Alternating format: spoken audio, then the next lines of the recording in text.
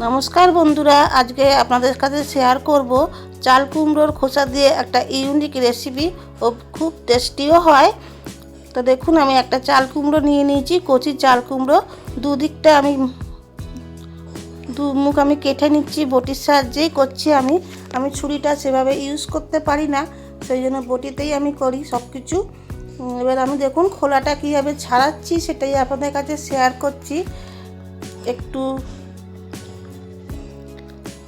লম্বা লম্বা করে আর একটু মোটা মোটা করে কেটে নিচ্ছি।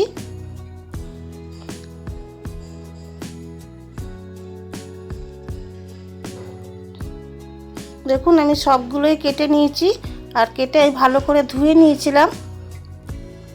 এবার আমি এর মধ্যে নুন মাখিয়ে রেখে দেবো আধ ঘন্টার মতো। এটা নুন মাখিয়ে রেখে দিলে এটা একদম নরম হয়ে যাবে আর ফোল্ড করতেও সুবিধা হবে। আমি রেসিপিটা ফোল্ড করে করব। আধ ঘন্টা মতো রেখে দিলে একদম নরম হয়ে যাবে। এখন তো শক্ত আছে, ফোল্ড করতে গেলে ভেঙে যাবে, কিন্তু নুন মাখিয়ে রেখে দিলে এটা একদম নরম হয়ে যাবে। দেখুন আমি প্রত্যেকটাতে নুনগুলো মাখিয়ে দিচ্ছি ভালো করে।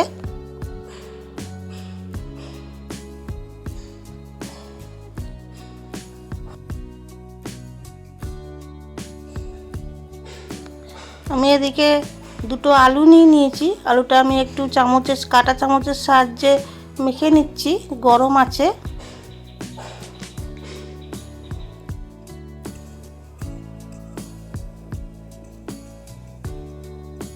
দেখুন আমি আলুটা অফ ক্যামেরায় মেখে নিলাম, গরম ছিল খুবই। এবার আমি এর মধ্যে নুন দিয়ে দিলাম আর একটু লাল শুকনো লঙ্কার গুঁড়ো দিয়ে দিলাম হাফ চামচের মতো।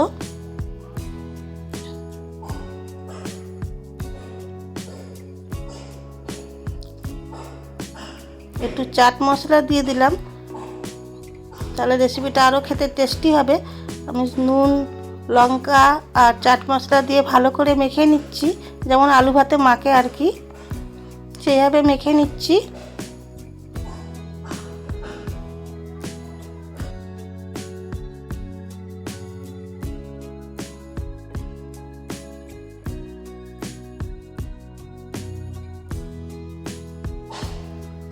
দেখুন আমার আলু ভাতাটা মাখা হয়ে গেছে। আমি এবার এদিকে একটা বোল নিয়ে নিচ্ছি। বোলের মধ্যে আমি বেসন নিয়ে নিচ্ছি। আমি 3 চামচের মতো বেসন নিলাম।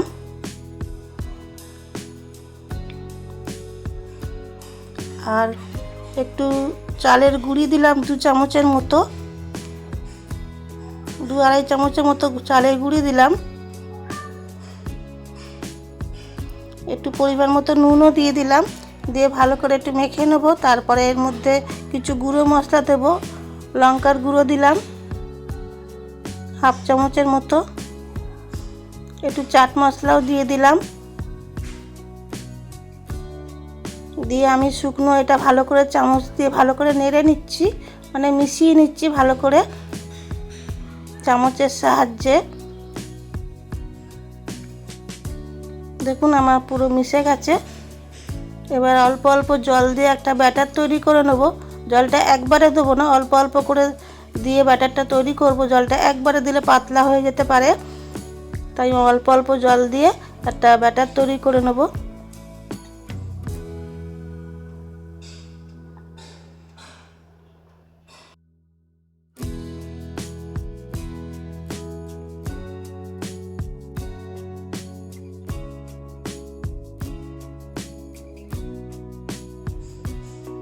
দেখুন থিকনেসটা এরকম থাকবে। এবার আমি একটু হলুদ দিয়ে দিলাম, হলুদ দিয়েও ভালো করে একটু মিশিয়ে নেব।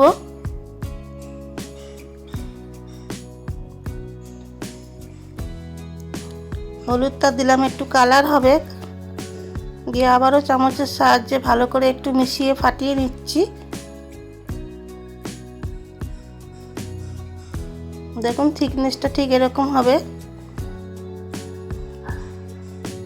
এবার আমি 3টে লাউয়ের খোসা নিয়ে নিয়েছি। এবার যে আলু ভাতাটা মেখে রেখেছিলাম ওই আলু ভাতেগুলো ওর মধ্যে ওপর সাজিয়ে দিচ্ছি।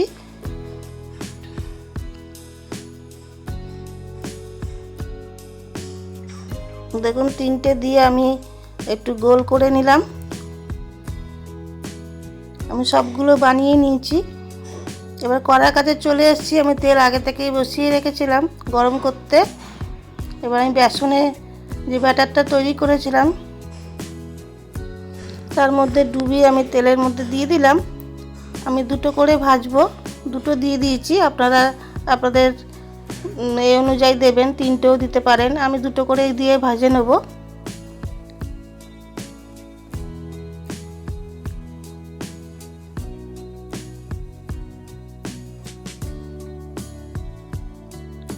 দেখতে যেমন সুন্দর হয়, খেতেও অসাধারণ লাগে। এটা সন্ধ্যাবেলা স্ন্যাক্স হিসেবেও খেতে পারেন, দুপুরে ভাত ডালের সাথেও খেতে পারেন, দারুণ লাগে। দেখুন আমার 1 পিঠ হয়ে গেছে, আমি আর 1 পিঠ উল্টে দিলাম। এইভাবে 2 পিঠ লাল করে ভেজে নেব।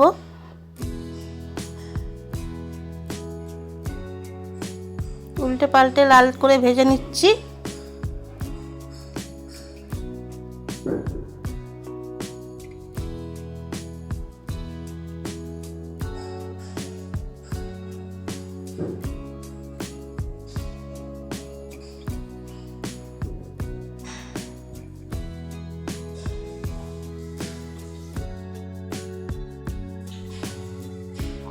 দেখুন আমার লাল করে ভাজা হয়ে গেছে, আমি তুলে নেব। এইভাবেই সবগুলোই ভেজে ফিরে আসছি। দেখুন আমার সবগুলো ভাজা হয়ে গেছে। যদি কোনো নতুন বন্ধু রেসিপিটা ভালো লেগে থাকে সাবস্ক্রাইব করে পাশে থাকবেন। আর পুরনো বন্ধুদের অনেক অনেক ভালোবাসা। টাটা।